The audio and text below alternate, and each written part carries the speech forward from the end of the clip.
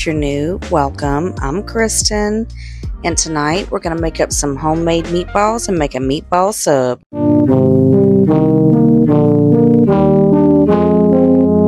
To make my meatballs, I dumped my meat into a bowl and separated it before I added any spices. I put in some breadcrumbs, some garlic and onion powder, and some dry Italian herb. I also added in some minced garlic, an egg, and some Parmesan cheese. I mixed it all up, and you want to make sure that you don't handle it too much or it's going to come out a little bit rough. So when you're mixing up your balls, don't over mix it. I cooked my meatballs on medium, and I just kept flipping them every few minutes, about every 5 minutes or so, until they were done. And then I took them and put them on a paper towel so that they could release some of that grease. And then I went in to make the sauce.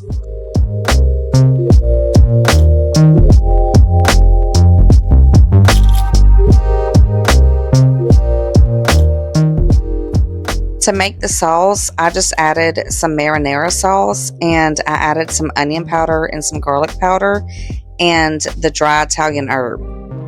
Mix it up and toss your meatballs back in there and let it get all good and happy. And then I top mine with the Parmesan cheese on top in the sauce.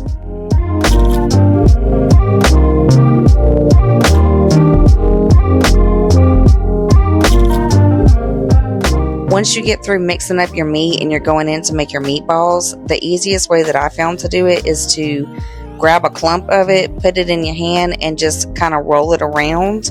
And it kind of forms like the perfect little ball, but you want to be careful to not overdo it so that your meatball don't get too tough.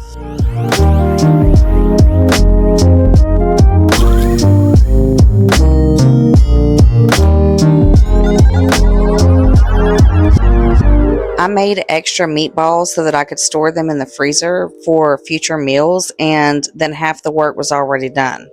Meatballs store really well in the freezer for a couple of months, and to me, it's better than the ones that you buy at the grocery store. I like sauteed onions on my meatball sub, but if you don't like it, then you can just skip that step. To make the sub, I put the cheese directly onto the bread, and then I came in with the sauce and the meatballs and added some dry Italian herb, some Parmesan cheese, some sauteed onions, and put a little mozzarella cheese directly on the top.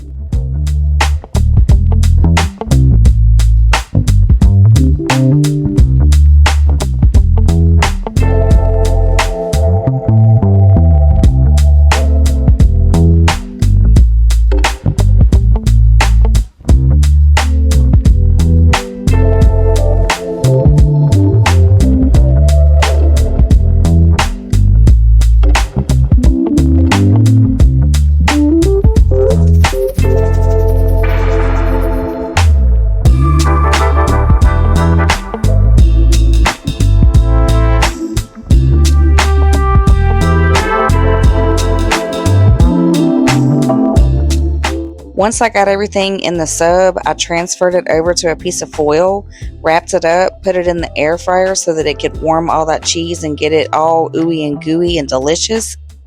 I paired mine with some French fries, and then bam, baby, dinner was done.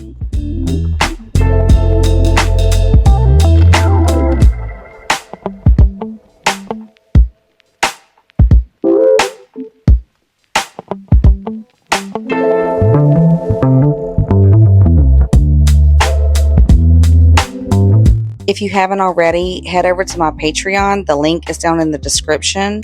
Grab your download, get your groceries, and come back tomorrow because we're going to be firing up the grill, making some grilled chicken and some veggies. Even if you don't like to grill, you can still make this meal. Have a good night, and I'll see you tomorrow.